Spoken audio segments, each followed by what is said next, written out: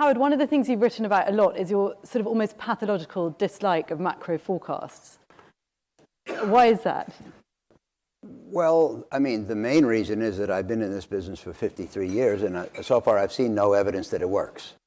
When I started off, we used to talk about economists as portfolio managers who never mark to market.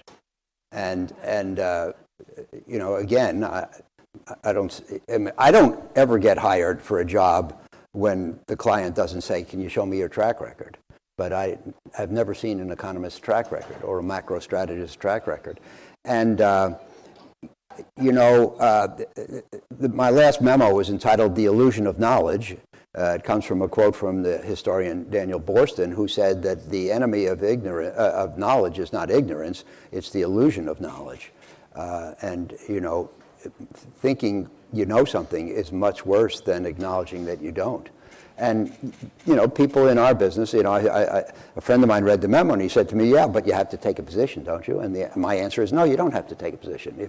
If there's a phenomenon and you don't know how it's going to turn out, you can say, "I don't know," and you don't have to make a big bet. You can make a small bet.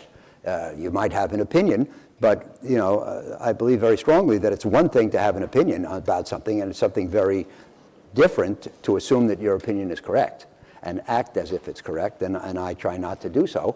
And one of the 6 tenets of Oaktree's investment philosophy is that our investment decisions are not governed by macro forecasts. We should know when we're at an extreme, an extended cycle on the upside, an extended cycle on the downside, extreme valuations on the upside or on the downside. My second book was called Mastering the Market Cycle, and I was talking about it with my son, who's a professional investor, and I said, I think my market calls over the course of my career have been about right. He says, "Yeah, Dad, that's because you did it 5 times in 50 years. And a handful of times during my career, the market was so crazy high or so crazy low that the argument was compelling and the probability of success was right if you make those calls. But in between, not so much. If it's 50% overvalued or 50% undervalued, you can make a claim.